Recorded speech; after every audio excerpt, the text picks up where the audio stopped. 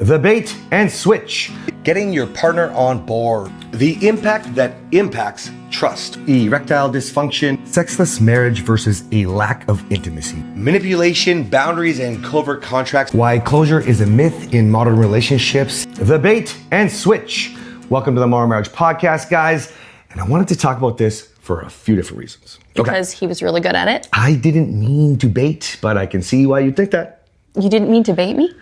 Well. You didn't mean to switch. To switch. You definitely were baiting. Thanks for the correction. Yes, you were the bait. The meat, all the juicy stuff. Yeah. Okay. All right. So, guys, how many of us have thought that our partner gave us the bait and then they switched, right? Especially when you guys are going down the rabbit hole of narcissism and things like that. I want to be clear. Many people don't really understand. You know, I always say to people, I say to my program too, I'm like, it's not your fault. You don't know what you don't know.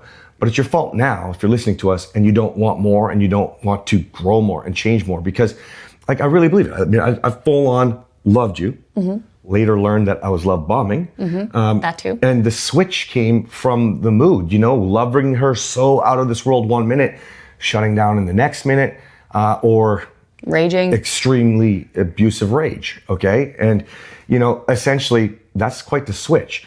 And the reason why no kidding. Polar opposites. The reason why I bring this up is because it's so common for people in a relationship who are failing to not realize that they're in this triangle where you are this one person that is so capable of love. I love that you recognize I was capable of love bombing. If anyone is capable of love bombing, there is something real in there. Mm-hmm. I don't care what society tells you and it's all fake and it's manipulation. Sometimes it might be a little bit of manipulation because there's a contract, right? Whether it's covert or overt, there's an expectation. Mm-hmm. But the love is possible. If write that down. If your husband or wife love bombed you, they know how to love. It's not rocket science. No. They know how to do it really well, actually. Yeah. Better than everybody else. It's a really good, when she realized this, it was like, it became super motivating. Now, she wasn't even safe enough to tell me that who's for manipulating. way back then. Well, here's the thing. Like, if you're in this triangle and you're one corner and you love, but then when you don't feel like your partner tries as hard as you or they don't love as much as you, it's not fair, and you shut down, or you go to the other part of the triangle where you decide to rage, lecture, talk. I mean, I just joined the program this morning who I was like, whoa, stop right there. You're still over talking and explaining everything. Like everything. And that's hard for us. That's hard for us. When we don't feel the love and we're not shutting down, it goes on and on. And it's a song that never ends, right? And it's on fucking repeat. And so there is a level of bait and switch. And I want to touch on what you said, covert versus overt.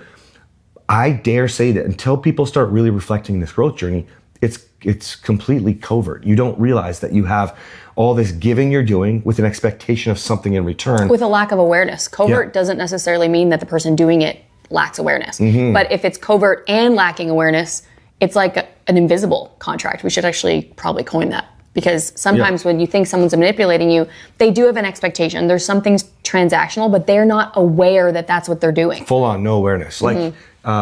You know, one of the things I recognize that, because I call that the low. So the high is when you super love, and then when you get into the low, right, you're feeling unloved, okay? And then wherever it goes from there, it doesn't matter.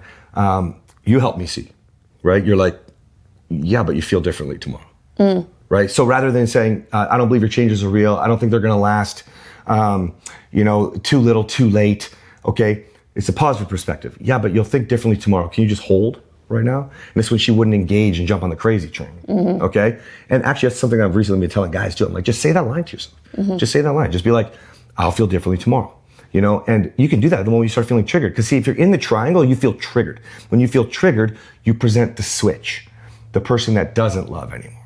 When you start to show your expectations with the scorekeeping you've done, with all that I do for you and why I'm so great versus all that you don't do for me and why you're not so great, you're attacking. It's the massive switch. Okay, don't worry that I was super abusive and rageful. Just know that this is the pattern in the triangle until you go back to loving again and you switch again. But see, Kathryn's perspective was different. It was like, okay, I want to believe in you. Removing, what do you call it, the rose color, adding the rose colored glasses. Mm-hmm. And then, so looking for the positive and getting away from the negative. But see, if you're in this triangle, you don't think that clearly. That's why she puts Clearly us, at all, if you're Yeah. in the triangle. That's why she puts us in the padded box, right? Or say we're on a crazy train and you kind of make a joke out of it. Yes. And people love hearing about it. But excuse me, the whole point is this: the bait and switch is not necessarily real. It's not necessarily manipulation intentional. Kathryn just coined it. It's the invisible contract. Okay. And so with the invisible contract, it's invisible to both of you, right? Kathryn didn't know I was putting it on a pedestal only to kick it out from underneath her, because I didn't realize what He I didn't was know that doing. he was doing that either. Okay, yeah. He believed it. When I was on the pedestal, he believed it. And then when he stopped believing it, that's when he would rage and kick the pedestal out. But he didn't anticipate himself doing that. I started to anticipate it, which is where, the advice comes from. That's where the advice comes from. Wait, let's see how you feel tomorrow. Yeah. Right? Like, let's get through this cycle, or 10 minutes from now, even back in the day when you used to cycle multiple times per day. 10 minutes, guys. Wait for the real guy to come back out and then try to keep him there. Now, flip side, if you're the person that's in the triangle, you got to want to get out of the triangle. You got to want to get off the crazy train, off the roller coaster, accept that you're tired of your highs and lows, and depending on your partner for how you feel about yourself, how worthy you are. Otherwise, you're constantly going to switch. You can't even identify with who you want to be, because like in that moment of self-righteous behavior, you're really just a fucking victim, and you're really just saying, I need this, I need this, I need this, or I already do this. It's all you, it's all you. And so you're switching on yourself. So essentially, you're baiting yourself with this standard of love that they're supposed to give you, okay? They can never meet, because how can they love you intentionally if you don't know who you are? If they don't know which person's gonna show up? Why do you think they say walking on eggshells, okay? Cut the tension with the knife, okay? You have to understand, the real bait and switch isn't with your partner, it's with yourself. Don't you want to love consistently? i.e., learn to receive love. I get some clients right now, and you just don't prioritize me. You don't love me. I'm like, girl, he's just showing love in the way he knows how. If you can get better at accepting that, yes, he needs to get better at showing in the way she receives it. But at the end of the day, like, they could both do something differently there. If he wants to feel like, he needs to get more of his marriage, he should start giving more of what she needs. And if she could stop being so freaking negative all the time, saying that you don't do it, and start focusing on what he is doing right, the rose-colored glasses that Kathryn was talking about, get out of the negative, there's no more fucking switching, okay? You don't have to go, oh, you just bait me, okay? Like, you see how dumb that sounds? It sounds like you're just victimizing yourself. You know what I mean? Well, you are. Yeah. I want to talk about something else because, truthfully, this episode's late because I didn't turn the microphones on last time. So we're redoing this episode, and I wanted to bring this up, and I was kind of glad that I didn't, because maybe it's not really appropriate. But it turns out the man who joined the program this morning, that I did the intake call with him, he's just invested a ton of money into another program where there is bait and switches. So if you don't know, ask him what payments are next. This program in particular charges $2,000, and then they will surprise you with more payments, okay? And or they'll give you the full pop if they think you can afford it. You would have thought he could afford a lot from the way he described his company. On the flip side, couldn't afford a lot. Okay, so this company does that. He also does that with one-on-one. I'm not going to say his name. He does that with one-on-one. Oh, you get him one-on-one? Yeah. And then they get you some guy they hired from India with never even been through their program, never mind having any credentials.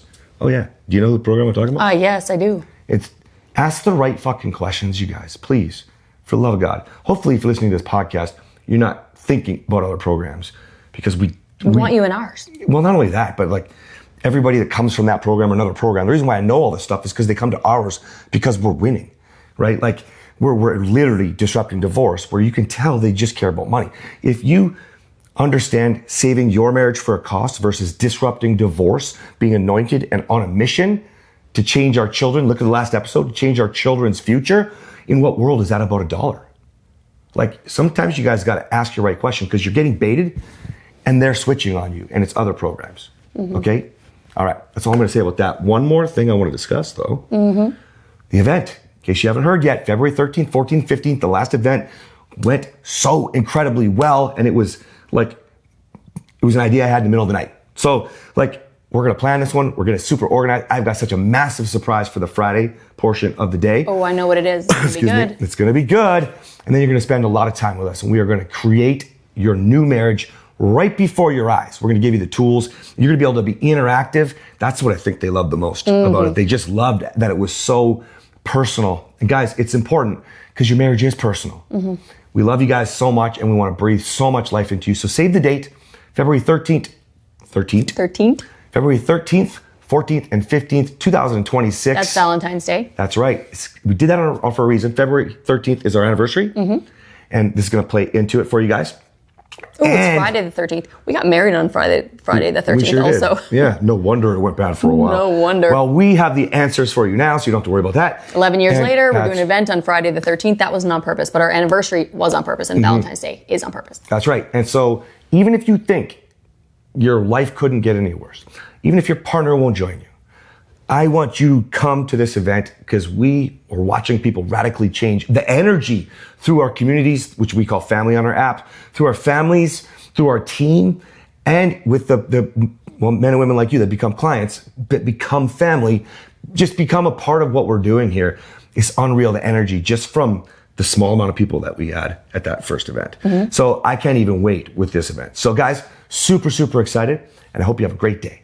See you next time. Bye.